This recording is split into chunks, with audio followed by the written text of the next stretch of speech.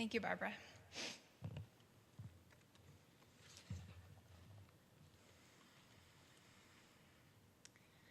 So I will first read my texts, which come from Genesis 41 and from 47.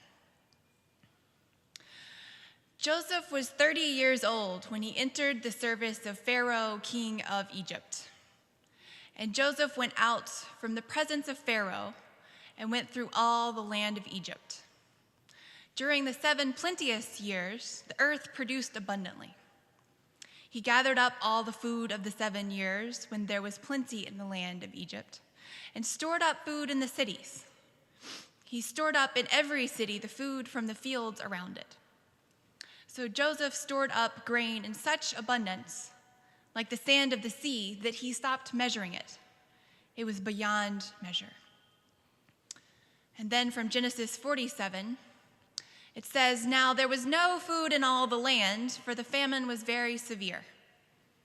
The land of Egypt and the land of Canaan languished because of the famine. Joseph collected all the money to be found in the land of Egypt and in the land of Canaan in exchange for the grain that they bought.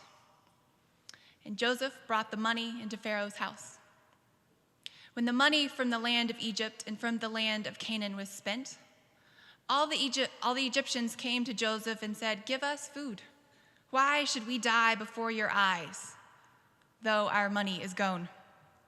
And Joseph answered and said, 'Give me your livestock, and I will give you food in exchange for your livestock, even though your money is gone.'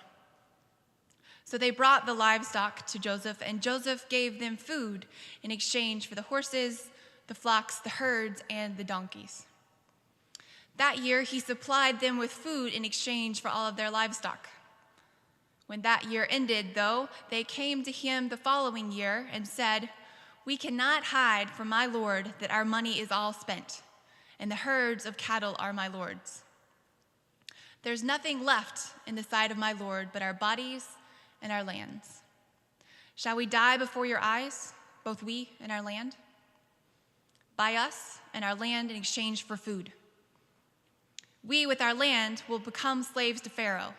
Just give us seed so that we may live and not die, and that the land may not become desolate.'" The word of the Lord.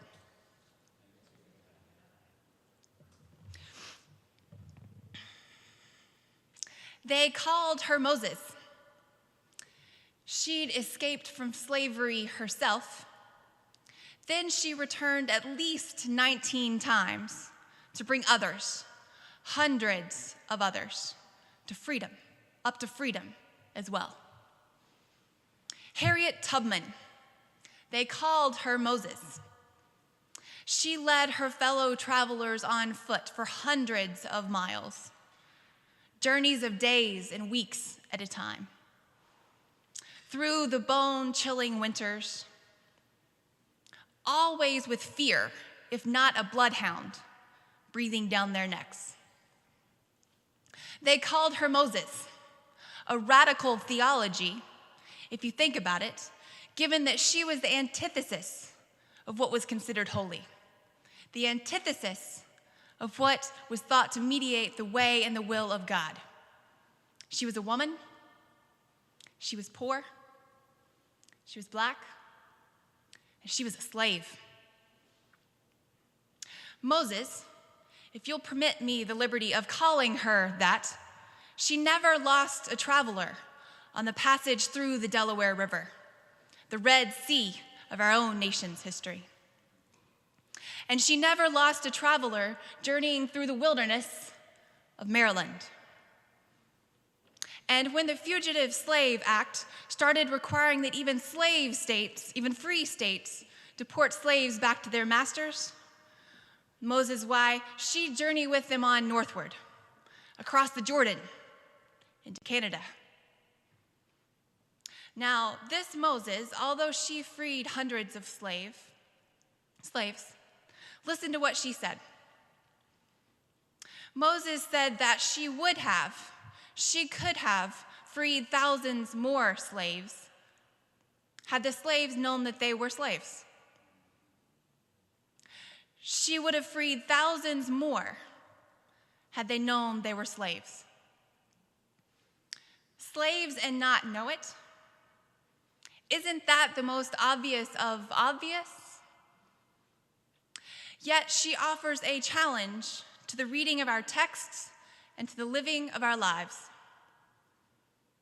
How often do we read, do we study, do we celebrate the Exodus? Yet, how rarely we comb through those stories to really remember how those in Egypt ended up in slavery in the first place. Joseph, the dreamer boy, the dreaming boy, the hero, even the victim. We don't often remember him as the victimizer or the villain. Yet, in our text that I read today, Joseph plans with great foresight the very system that enslaves those in Egypt. During the years of plenty, we read that Joseph buys up the abundance of food until the abundance is beyond measure, like the sands of the sea. Then, in the years that there was need, in the years that there was hunger, Joseph sells the very production of the people's very hands back to them. First, food in exchange for money, for the people's money. Then, when the people had no money, Joseph requires and acquires the people's livestock. Then, when the people have no livestock left, Joseph requires the people's very land, and then their very bodies into slavery. Now, at first glance, this seems far-fetched and far-flung from our reality today. But hold on and let us remember, on the occasion of our coming together, the light of Harriet Moses Tubman's words of wisdom, that had the slaves known they were slaves, she could have freed thousands more. We live today in a time when, believe it or not, truth is the hardest it's ever been to discern. Daily we receive a tremendous torrent, larger than ever, of that which describes itself, distinguishes itself as supposed truth. The responsibility, then, of our traditions, of our discernments, of our gathering together like this and in places far and wide in community is truth-telling, truth distilling, and truth-making. On one hand, here today, the story goes that there is no land of the free or home of the brave quite like ours here. It's common sense to laud the freedoms and the liberties in our democracy today. And we've been taught to defend with tenacity and with fierceness these truths that supposedly are self-evident among us today. Yet the spirit of our sister Moses returns, encouraging us to the task that is counter-normative, countercultural, and counter-logical. Harriet Moses Tubman inspires us to rethink, to re-examine. Perhaps for as strongly as we've been believing that we are free today, perhaps we're exactly that strongly controlled by those who benefit from our thinking we're free. To examine truths, to discern truths, we've got to talk about the untruths. The lies that our texts and our own time-tried, trail-weary experiences can help us to see.